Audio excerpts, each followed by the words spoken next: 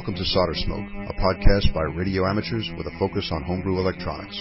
We get together on the internet to swap ideas about radio construction projects. Our website is www.soldersmoke.com. Please send feedback to SolderSmoke, that's one word, at yahoo.com. So, as we step away from our soldering irons and oscilloscopes, please join us for another edition of SolderSmoke.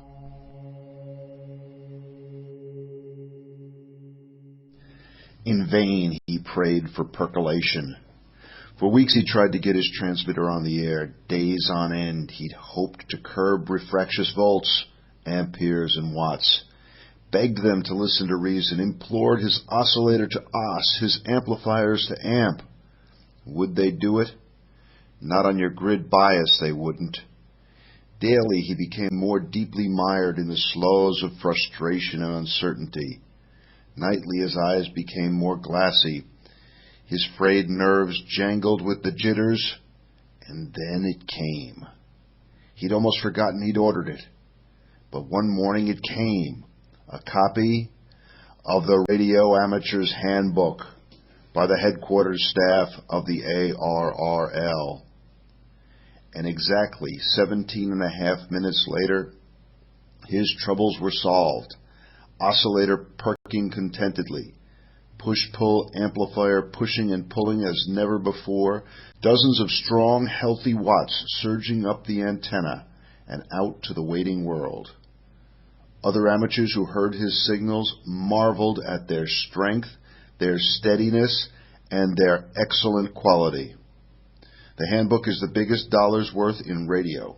Everything about amateur radio and modern shortwave practice from amperes to Zeppelin. You cannot afford to be without it. Red and gold paper copper available for $1. Stiff buckram binding, $2. Now in its 130,000th printing. Or I guess that's edition. Anyway, I caught my eye. And I'm reading you from the December 1931 issue of QST. That's the ad for the handbook inside the front cover. This particular magazine came to me by a very, very circuitous route. I think I got it when I was back in the Dominican Republic. While I was there from 92 to 96, I read about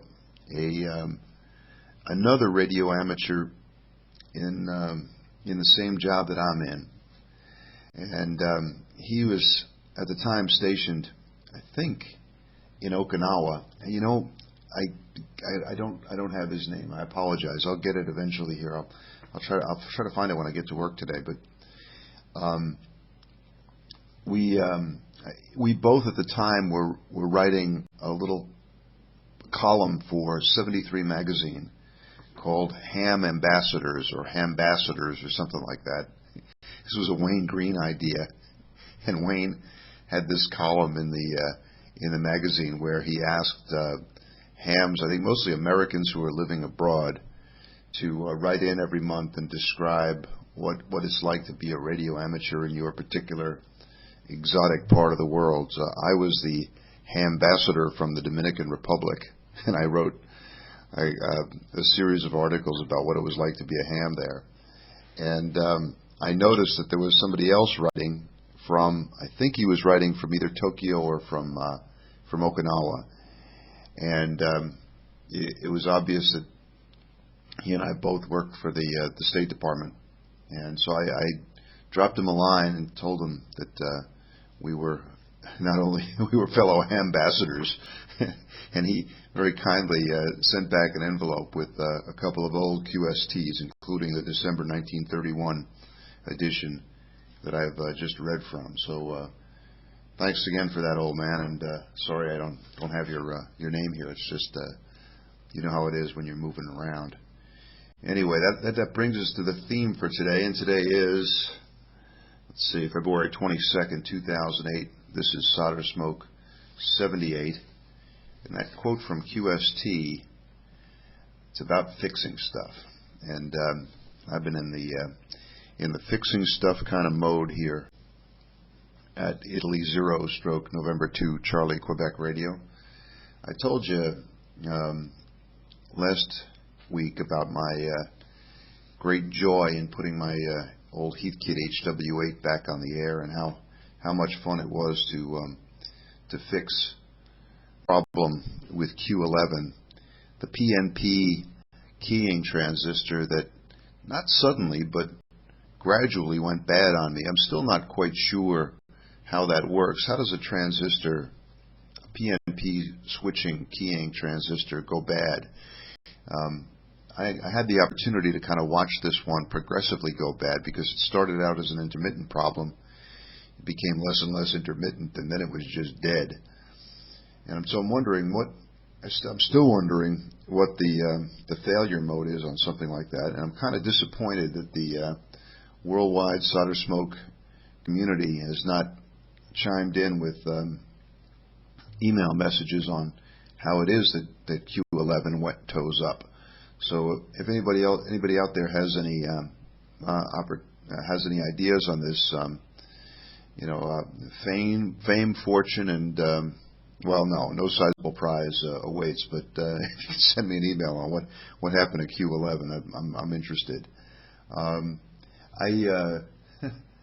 Speaking of HW-8s, one of the great things about working on this rig is that there's a vast literature on the HW-8 and modifications and improvements to the HW-8.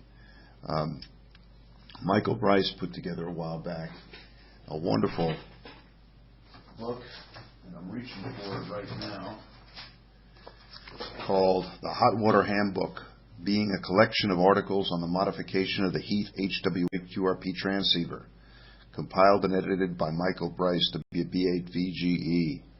I have the second edition, 1986. Some very kind ham sent it to me, and I really love this book, and it's very much in the spirit of the HW-8. Lots of modifications, lots of fixing, lots of tinkering. It's a great rig for that. And the other place where lots and lots of articles about HW-8s appeared was in QRP Quarterly, the Journal of the QRP Amateur Radio Club International. I have a big stack of old QRP Quarterlies here. I often reach to that stack as I'm going out the door on one of those Saturday afternoon trips with the family that you know what I mean. It usually involves at least some time spent standing outside a shoe store waiting for usually for the female members of the family to study the shoe situation. You guys know what I'm talking about. And if you've been married for a while, you probably, and you're a true radio amateur, you probably have developed the same rule that I have, and that is never, ever, ever leave the house without at least one piece of amateur radio technical literature in your pocket. I find that sprats are quite good for this, because if you fold them over, they fit quite nicely in one of your pockets. My only complaint about that is that Sprat has this very nice glossy cover, so you're prone to lose them, because they'll slide out of your pockets as you're getting into the car or something. And I've lost several like this. I lost one once on the French Riviera. I think it was on the French Riviera. Yeah, one of our trips I lost one, and the GQRP guys very kindly replaced it. But anyway, getting back to our story. On Friday last week, my wife and I took the day off. It was her birthday, and we decided just to send the kids off to school and go out and explore Rome on our own. And so I stuck in my pocket, knowing that this trip would perhaps involve some shoe store visits. I stuck in my pocket the July 1989 issue of QRP Quarterly, and in there was an article with a title. It was just made for me. It was called "It's Reviving a Dead HW-8" by Michael W8 MCQ from Jessup, Maryland. I've been reading Mike's articles for a long time and really like them. But this article had to do with some of the problems in the toroidal inductors in the final of the HW-8, and in some of the tuned circuits. And I came across a line here. He was talking about how he was having problems kind of peaking and tweaking some of the tuned circuits in one of his HW-8s. And he came up with a line here that I was standing right in front of the Spanish Steps in Rome, one of the most famous tourist attractions in Rome. And I was reading this thing, and I must have laughed out loud, and people must have thought, well, another nutty American. But there I was, reading QRP Quarterly in front of the Spanish Steps, as you do. And the line is this, quote, from Michael: "The basic, inviolable law of the universe that says any failure will be at the worst possible time and or in the most inconvenient possible manner has a corollary statement. Has a corollary stating that when a coil slug freezes in place for the rest of eternity, it will be nowhere near resonance." That's a good one. I'm going to read that one again. "The basic inviolable law of the universe that says any failure will be at the worst possible time and or in the most inconvenient possible manner has a corollary stating that when a coil slug freezes in place for the rest of eternity, it will be nowhere near resonance." All right, Michael.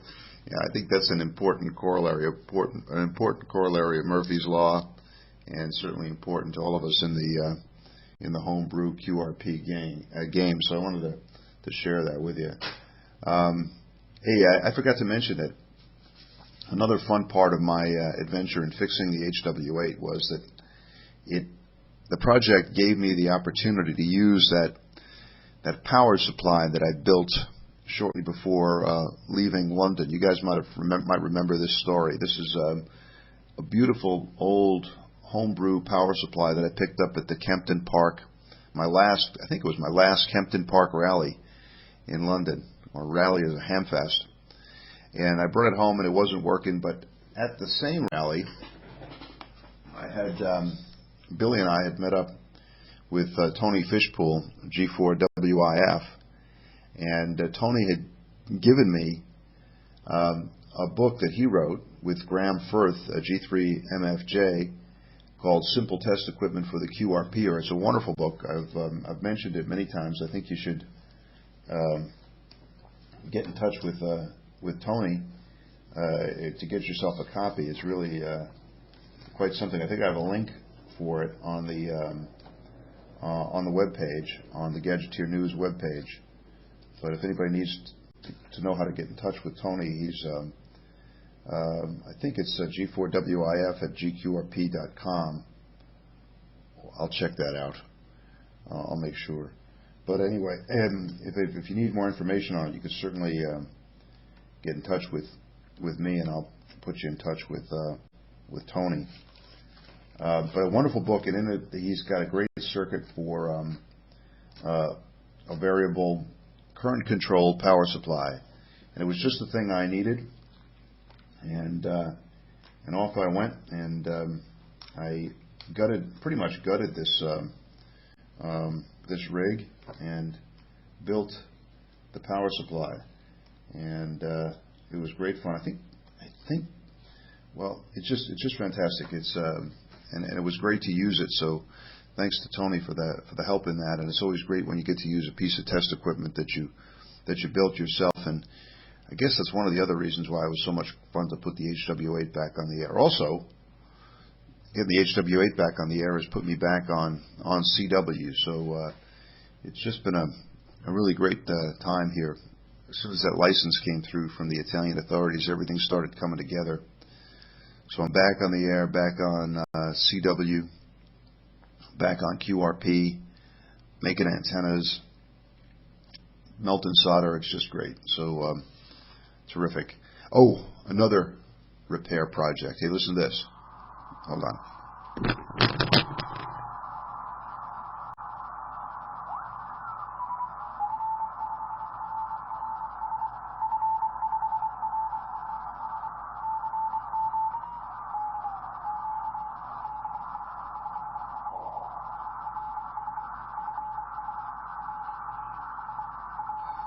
F5RRL, calling CQ at the low end of 80 meters, and that, my friends, is a Drake 2B with a completely new set of tubes. Oh man, this was a good one. Not quite as much fun as fixing the HW-8. I think I mentioned to you that my loyal, trusty, much-loved Drake 2B that I've had since 1973 had been getting a little bit kind of anemic, kind of deaf on me here, and I looked into it, and God, the tubes in there that I had, they're just a real kind of mishmash of old and new and pulls and stuff that I found at old ham fests and things that I probably changed in 1973. And, you know, we don't have those tube testers down at the pharmacy anymore. You may have noticed that they've been gone for a while. So I really I don't have a tube tester here. I've been moving away from hollow state and moving into solid state. But anyway, I decided that the 2B needed some more tubes. So I went on to the Antique Electronic Supply, the AES website. I recommend it, highly recommend it. They were really great. In the course of a few minutes, I had placed my order for the 10 vacuum tubes that are used in the Drake 2B receiver, and off the order went, and in record time. I mean, it was like less than a week. There's this box from Antique Electronic Supply on my desk in the embassy, and happy day. An opportunity to breathe new life into Drake 2B communication receiver from the R.L. Drake Company of Miamisburg, Ohio. And I got up earlier than usual yesterday morning. And when you're in the radio game, you know, insomnia has its advantages. I don't really have insomnia, but just lately I've been getting up a little bit earlier than usual, which is pretty early. So here I was at dark 30. And I said, man, it's time to retube that Drake 2B.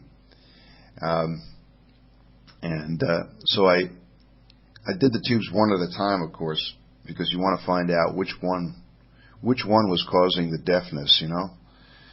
Because you want to keep the old ones, because you want to have available a stock of working tubes, so that the next time you have this problem, you can reach into the box and grab your Drake 2B working tube collection. And anyway, I went through one at a time. It was V2. It was the first mixer that had gone soft on me. And so I replaced that. I replaced them all. So now I've got a completely new set of tubes in there. I got a chuckle because all the tubes that came from Antique Electronic Supply were what's called new old stock. You know, old stuff that has never been used. These are not pulls. They weren't in any other. They were never used, but they were produced a long time ago. So in the boat anchor radio game, they're referred to as NOS or new old stock, and they all came in these nice, colorful, boxes from RCA and from other companies. And I knew that I was doing something that is a bit kind of out of fashion or from another era, when a lot of the tube boxes had written on them, "Made in West Germany." West Germany, yeah. That's going back a bit, guys. And I'm sure the tubes went back much further than the fall of the wall. But anyway, in they went. And now the Drake 2B is really come alive, and it really sounds great. I've been using it. I have crystals in it so I can listen to the 17 meter and 30 meter work bands, and that's great fun. And anyway, it's great to have the 2B back. The S meter is kicking up nicely, and I've been having great fun with it. Also been having great fun on the air, not only with the HW-8, but also with my homebrew double sideband 20 meter rig. If you look at the picture on the Gadgeteer.news, the Gadgeteer News website, you'll see a picture of the current shack configuration, and I have right above the 2B the homebrew portable 20-meter DSB transceiver with crystal resonators, with ceramic resonators in it. This thing tunes from, let's see, 14.266 up to 14.322 megahertz using two different combinations of ceramic resonators, and it puts out about 1 watt nice and clean, or 10 watts not so clean with my still to be perfected outboard 10 watt linear amplifier using an FET. But anyway, I had this thing here and I was listening around with it, and I heard a couple of local Rome hams talking on 20 meters when the band was pretty dead. So I figured I'd give them one of them a call, and I spoke to Fabio, Italy Kilo Zero, Golf Nancy, India, and he's on the other side of Rome. But we had no problem having a real nice QSO on 20 meters in phone, and he could hear me just fine with my 1 watt to the 30 gauge wire, and it was just great to get on the air back on phone using the homebrew DSB rig. And Fabio and I have now an arrangement. I could send him an SMS message, and we can get back on the air. And I got to clean up this little amplifier. It's obviously not putting out a clean signal, so I got to work on that. And then lots of contacts, of course, with the HW-8. It seems like anytime I sit down in front of the rig, even with my little tiny 30 gauge sloper antenna out the window, I'm making contacts pretty much all over Europe, mostly on 80 meters in the morning. The other great thing that happened in the ham radio world for me last week was I finally met up with local hams and got to visit a meeting of the Rome chapter of ARI, the Italian Radio Club, and it was really great. The way this happened was, I think I mentioned that on the HW-8, the first weekend that I had it fired up, there was this enormously strong signal coming in. I almost had to disconnect the antenna just to be able to demodulate it. It was so strong. It was Gianfranco, Italy Zero Zulu Yankee, who I QRZ.com'd him, and then I Google Earthed his address and found out that he was located within a kilometer or two of my house, and sent him an email message, and we got to talking on the phone, and he said, let's go down to the local radio club. So last Saturday he came by and picked me up, and he had with him Giorgio, Italy Zero Yankee Radio, and the three of us drove down to drove across Rome to the radio club meeting, and it was really great. It was I told Gianfranco and Giorgio that I've been in radio clubs in many different parts of the world, many different countries, and you know, in a certain sense they're all the same. They all have the same kind of stuff around: the old piles of old magazines, the collections of QSL cards, the certificates from contests and events from days gone by. This club, like many others do, has a very nice little kind of museum or a collection of old gear there. Everybody was really, really, really great and very nice to me, and so I thanked them all. And I also got to visit the shacks. When we came back, we visited the shacks of Giorgio and Gianfranco, and both very interesting operations. We had to help Giorgio put up his tower. He had a 4-element quad up on the roof of his house here in Rome, but a windstorm knocked it down. So he's in the process of replacing it. I think he's going to put up a 2-element quad. But the tower, he had this kind of tilt-over, crank-up tower. Huge thing from my perspective.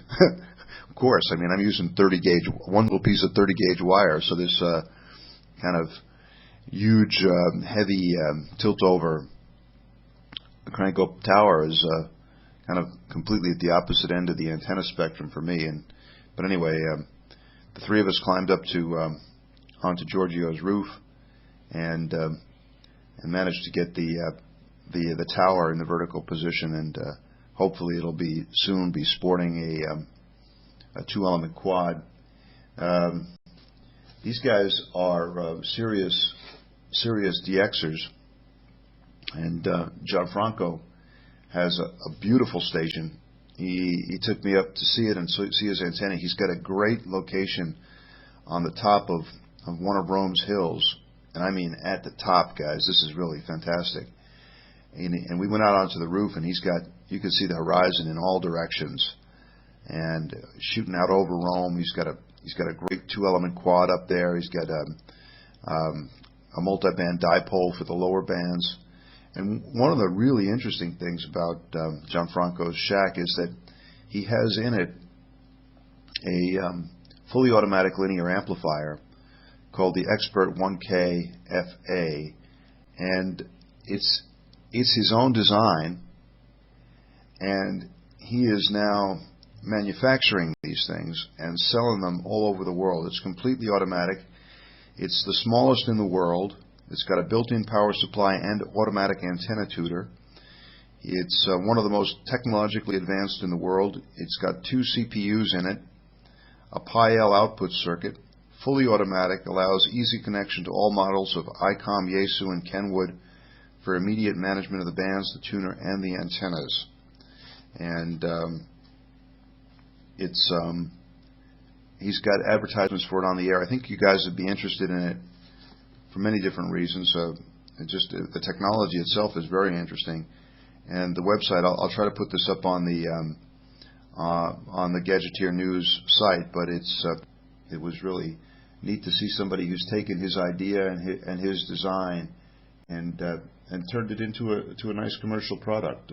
And he's using one in his own shack, and that's great. So thanks very much to Gianfranco and to Giorgio for letting me visit the shacks and taking me down to the club. I'm going to get both these guys up to my shack here. I think they're going to be shocked at what life is like at the at the other end of the power and sophistication spectrum. Certainly the other end of the antenna spectrum also.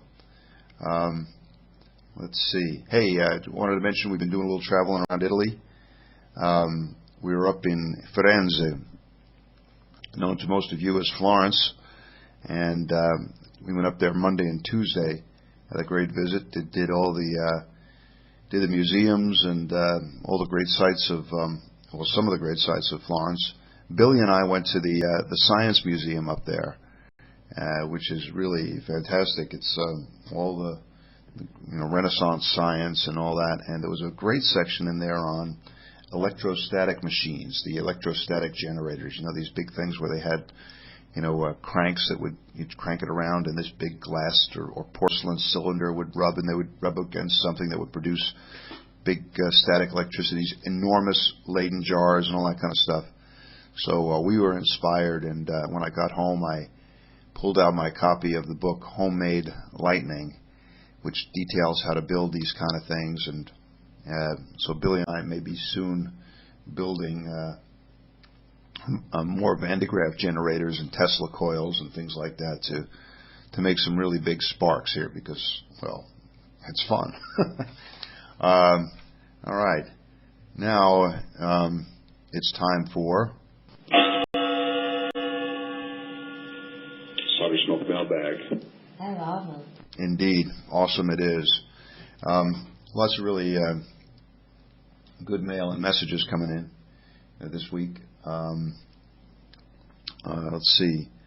First, we got a really nice note from Wes, W7ZOI, and I usually don't mention all the details of Wes's messages, but I'm sure he'd have no objection to me talking about this one. And he was responding to my noting that Pat Hawker, G3VA, is going to stop writing the technical topics column in Radcom, and it says here it it was with sadness tempered with gratitude that I felt when I heard your announcement about Pat Harker's column in Radcom. G3VA is a call I'll always remember, even though I've never met him. I corresponded with him a time or two and was pleased to have made it into his TT book, the Technical Topics book, several times. Like you, I absolutely loved those books. Those early technical topic books had a very real impact on what I chose to write about in solid-state design. Doug was with me on this. I never did get Radcom, but often thought of doing so and read it when I had a chance. My general feeling is that Pat's technical topic column was the finest contribution to the technical side of amateur radio that there has ever been.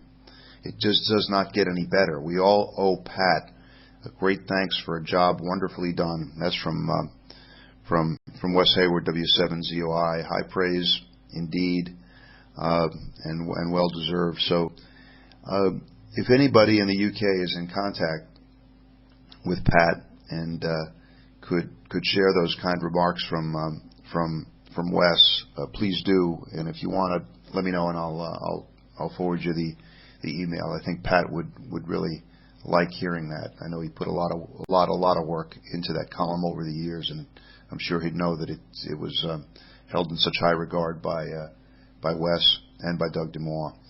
So thanks for that, Wes, and hopefully we'll be able to pass that on. Wes also sends me an email that our friend Jeff Dam, WA7MLH out there in Salem, Oregon, has been producing more videos, and I mean great videos. He did a couple videos on stuff that he picked up at the Rick Rial Hamfest, and really, really good stuff. Made me very jealous, made me think that I should give up Rome and move to Salem, Oregon so I can go to the Hamfest. And there's also a great video that in effect has kind of a band sweep segment on it, on a band imaging receiver that Jeff recently built. So I'll put the links up. They're all on YouTube, and if I forget or if you're in a hurry to look at them, just go to YouTube and search for WA7MLH, and you'll find all of his videos. He's putting more and more of them up there, and they're all very good, so check it out. Tony, G4LLW, writes in and points out that, well, another victim of the neck, guys. And Tony says that Sir Clive Sinclair of Sinclair computer fame, many of you guys know about the Sinclair computers, some of the early computers, and Sir Clive is an inventor, invented many things. I just did some Googling on him, and he's a very creative, prolific inventor. But Tony says that he's been a long-time fan of Sir Clive, and that he has diagnosed Sir Clive Sinclair as a victim of the knack. We took a look at the material here, Tony, and we confirm your diagnosis. It's a definite case. It's all the standard symptoms are there. The early interest, the taking things apart, the interest in radio and electronics, the fascination with components. Yeah, it's a classic case. And so if you're in contact with Sir Clive, you might want to let him know that we understand why he's been doing these crazy things all through his life. Don, K6WH, writes in from San Diego with a really, really nice message. And he lets me know that I'm not the only one using 30-gauge wire for antennas. He faces similar kind of neighbor concerns and covenant issues where he is, and 30-gauge wire has allowed him to get on the air without riling up the neighbors. He gives a great idea. He says that one of the ways you can overcome the physical frailty of the 30-gauge wire is to use it in conjunction with a mono-filament fishing line. You use the fishing line as the physical support. The fishing line will be stronger, won't break as easily, and you just sort of wrap the 30-gauge wire, or you let the 30-gauge wire hang from the fishing line. Great idea there, Don, and it might form part of my upcoming next round of modifications to the antennas here. Don, also, and I love these kind of emails because when you do a podcast like this, you always wonder where people are listening to it, and it goes out all over the world, and I know we have listeners all around the world. That's one of the fun parts of this. But sometimes people physically take it with them. It's not that they log on from a remote location, but they put it in their MP3 players or they put it in their iPod, and then they carry it with them to exotic locations. And Don recently physically carried episodes of SolderSmoke to South Africa, where I think he was there on a combination business and pleasure trip, but at one point he was on safari out in the bush in South Africa and said that he was there listening to SolderSmoke at fireside out there next to the campfire under the South African skies under the Southern Cross. So what better place to listen to SolderSmoke than that? Thanks for sharing that with us, Don, and happy trails there. Jim, AB3CV, wrote in and very kindly offered to help me out and do some computer analysis of the proposals that I have for my stealth rooftop antennas. And so I sent him some data on what I'm thinking about in terms of the antenna, and he's going to crunch it in the computer and see what it says. I think I've got a pretty good plan. Maybe I'll tell you more about it in the next episode. Right now, it's time for us to go to part 3 of our talk with our correspondent from in Dubai, Ron Sparks, AG5RS, and here's part 3 of our conversation. I know you guys have been enjoying this, and I hope I get a chance to talk to Ron again real soon. So we'll go back to the Echo-Link two-way portion of the show. Here we go. M0 HBR. This is AG5RS. AG5RS M0 HBR. Okay, Ron. Well, interesting. Yeah, the spider wire sounds great. I mean, I have some 26 gauge magnet wire here, but this stuff it's got no tensile strength at all. Somebody else mentioned to me that I should try to use a real good alternative is real thin welding wire, TIG wire, and that's been used. I would love to be able to put some TV twin lead off the side of the roof down into the window, but it's just not going to happen. I'll tell you why. It's kind of a cultural thing. All over Rome there are apartment houses where each one of the residents has decided to do that. In other words, everybody goes up to the roof, everybody puts up a VHF, UHF antenna, and perhaps a satellite dish, and then everybody throws a wire off the side of the roof down to their particular window. You can imagine what this looks like. It looks like some sort of strange Martian spider has descended on the building, and the thing is now completely wrapped in these wires that are just floating around and blowing in the breeze. This place was kind of, I guess, refurbished and gentrified, I guess about 5 or 10 years ago. And nobody's told me this, but given that there is not one single wire of any kind coming off the roof, and that they've pretty much gone with common use antennas, which is smart, of course. I'm guessing that somewhere along the line, somebody just put a big no on the idea of throwing wires off the side of the building. Now, of course, I'm planning on breaking that rule, but this leads us to the need for extreme stealth. And I think that it'd be real hard for me to hide the twin lead. But I mean, I could even go with if it was just a matter of connecting the thing connecting the wire up on the roof to the shack. It's just going to be hanging there. It's just going to be a very little thing coming down. So I think that might be the most that I could get away with here. But now, let me ask you about another option I have. Up on the roof, they have the building is sort of divided into 3 or 4 different sections, and going laterally across the roof, they have big metal fences, kind of wrought iron or steel fences that go from one side to the other, not lengthwise, but widthwise. I wish they were lengthwise, but they're not, but they're widthwise. And one of the things I thought about doing was, when I get my little bit of clandestine wire up there, instead of just running a wire along the base of this fence, would be to just sort of clean off one little end of it, and with a C-clamp, hooking up the little wire to that thing, and using that fence as the antenna itself. Now, I'm assuming, of course, that this fence is not at any point connected to the rebar in the building, which would ground it.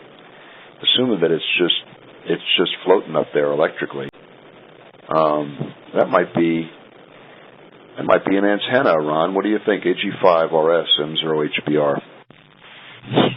Yeah, somebody once told me a dummy load is an antenna if you put enough power into it.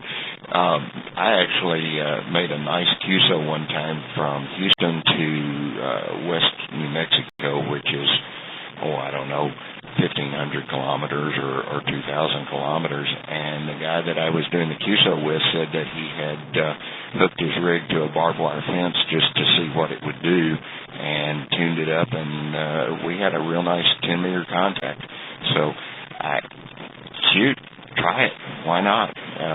If you want to get sophisticated with all this, and one of the things I had done in the past is I bought a copy of Roy Llewellyn's EasyNet, which is a great program, and if you're going to spend money as a ham, it's you really could spend a lot on worse stuff. Because EasyNet, once you kind of learn it, is beautiful for getting the links close on a deal like you're talking about. If you're just going to use a long wire that is magnet wire to the roof, and then either magnet wire or spider wire across the top, and what have you, finding those links and getting them correct and modeling it on your computer for, I don't remember what it was. It was less than the cost of most accessories, and it really is a useful tool. I've made some really nice antennas that just a little bit of a change, like the angle that you move or where the ground is, would completely invalidate the antenna, and you find that out when you do the model. Plus, you learn an awful lot about antennas themselves when you model. So anybody that has the knack, I would urge them to find a good modeling program and save up for that instead of that extra USB-driven flashlight or something. You'll find the modeling program a lot more useful and able to get you out of some pretty interesting binds, like it sounds like you're in there. I also appreciate when people go to the trouble of cleaning up a system, they sure are reluctant to let anybody break that down. So, like I say, model it a little bit if you can, and if not, just try it, see what it does. AG5RS M0HBR. Yeah, AG5RS M0HBR. Yeah, well, yeah, EasyNet. I've been meaning to use it. I know it's a great program that Roy did. We have to. I think you've just launched me into another adventure with simulation programs. I had a long bout with LT Spice. These are other symptoms of the knack, a fascination with circuit simulation and antenna simulation programs. But I guess I do need to get EasyNet going here. the other reason I think that I don't want to mention amateur radio at all is that it's immediately or amateur radio or antennas or shortwave antennas, it's immediately going to conjure up images of other ham radio antennas that are on top of apartment houses in Rome. Rome is certainly in the center. It's almost completely apartment houses. There are very, very few private houses. I don't think there are any in the center. It's unlike London. London, we were in the center of London and had a private house there, but not here. Rome, and this goes way back. Even in ancient Rome, they were living in ancient Rome 2,000 years ago. They were living in what we would call apartment houses, up to 6 stories high. Amazing, but yeah, that's the way they've always had it here, and it's always been set up that way. So this is an old problem. Well, I mean, an old situation. I'm sure they weren't dealing with log periodic antennas back then, but when I ride around town here, there are brave radio amateurs who have put up, I mean, really big towers and beam antennas up on top of these 6-story apartment houses. Man, I'm telling you, I think they're beautiful antennas, of course, but I think, man, that guy, that must have caused one horrendous battle with the neighbors, because we're not talking about a little vertical with a couple of invisible radio wires here. We're talking about a big tower with a big rotator with tri-band Yagis up there, and I think I may even have seen a log periodic up there. And there are quite a number of these things. So, with big, thick, heavy guy wires, it almost looks like it's in a breeze. It could tilt the whole building over. I imagine that as soon as I use the words antenna, shortwave, radio, amateur, that would be the vision that would pop into my neighbors' heads. And well, we don't want that. So I think clandestine is the way to go. Here's another thing I want to ask you about.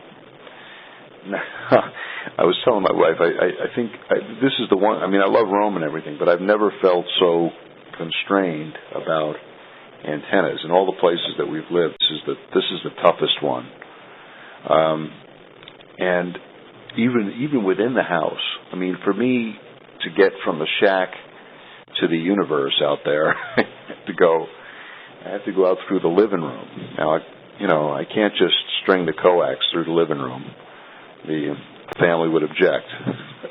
As much as I'd like to put a big RG-8 cable right across the bottom of the floor and tack it down with duct tape, these are what the ham instincts tell you to do. You have to kind of suppress these feelings.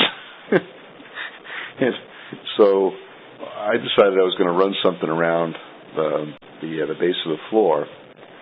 And I didn't have a whole lot of coax on hand, and the coax I did have is the wrong color, and it was a mess.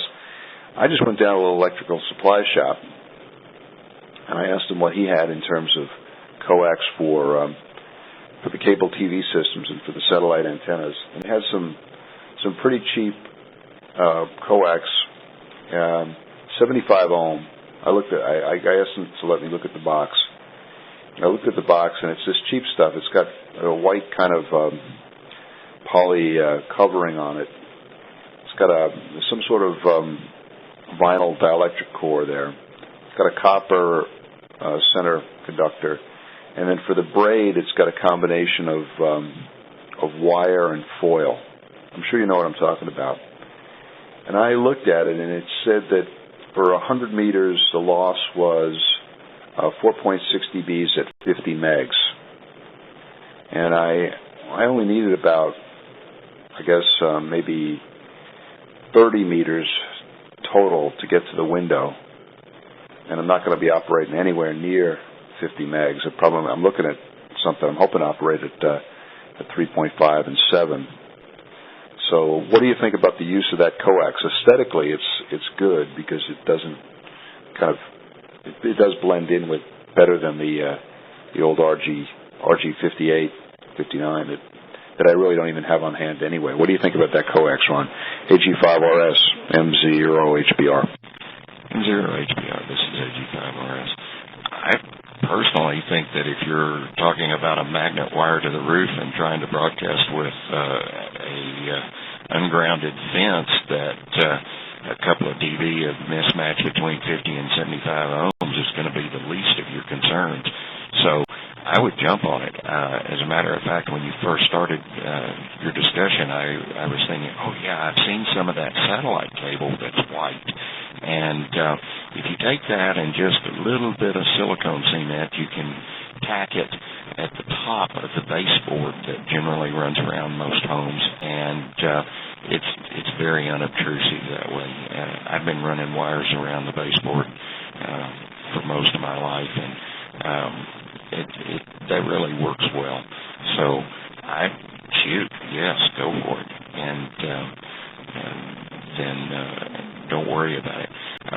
One other little quick aside, back to EasyNet. I'd like to recommend one other thing to you. If you actually get into EasyNet and are really enjoying it and looking at a lot of different antennas, there's another product on the market called NECWIN Synth, NECWINSYNTH, and that program, although they also sell a product that's a competitor to EasyNet, they have a modeling program where you can input different parameters and it builds a full wire grid model for you. So like if you want a parabolic antenna, you just put in the diameter and the F to D ratio, and boom, it spits out the EasyNet or the NEC2 wires file that's necessary.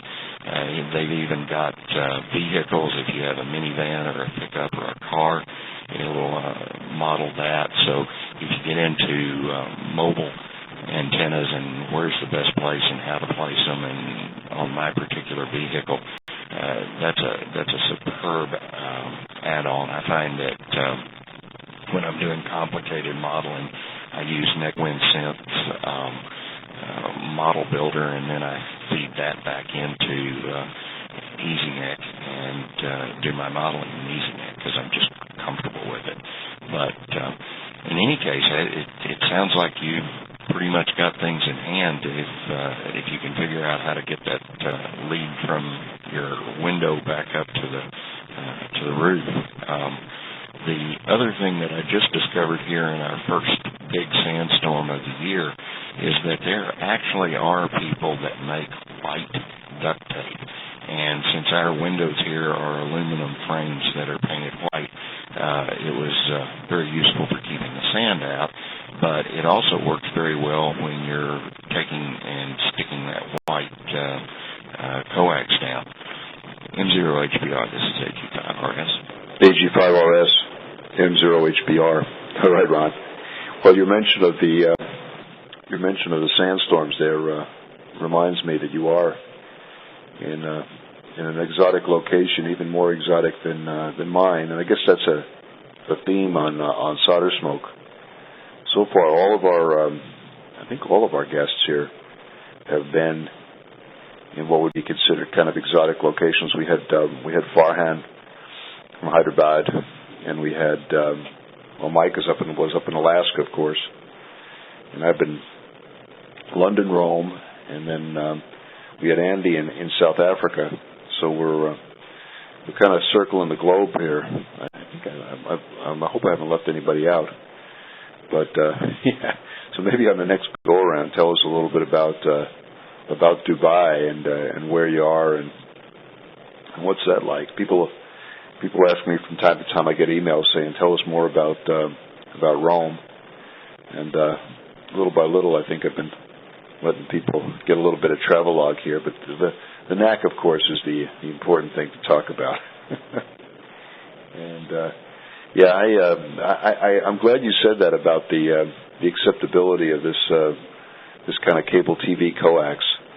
The reason I'm glad is because I already tacked it down. And if you said it was for some reason really wrong or not going to work, I was going to have to rip the whole thing up. which would have been bad for morale here at the M0HBR stroke Italy 0. But I got it mostly. I got it from the window that I want to send the antennas out of, all the way into the shack. I've got to get it through one plasterboard wall, but I'll work on that. And my plan is that, well, I got the HW-8 station set up right now, and I've got everything set up. I got it ready to go. And the thing is, I'm going to just run the coax into the HW-8, and then take it out to the window and put a little tuner. I have a little homebrew random wire tuner that I could sit right on the windowsill, and just tune up with that right there, and then that'll keep the SWR on the wire down. Not that it's that important, like you say, at those frequencies. Of course, it's not that big a deal, but just to tune it up a little bit. And then that should be it. Hopefully I'll make some contacts here.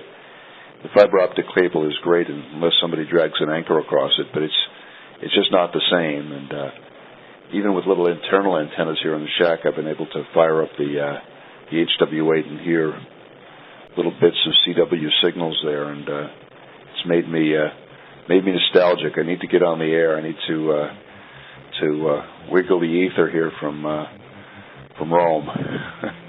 Get some electromagnetic radiation flying out of this place. We'll have to get going on it. AG5RS M0HBR. Okay, great. Thanks very much for that, Ron, and we'll continue next week. That's it from Rome. It's about time for me to get going at work, unfortunately.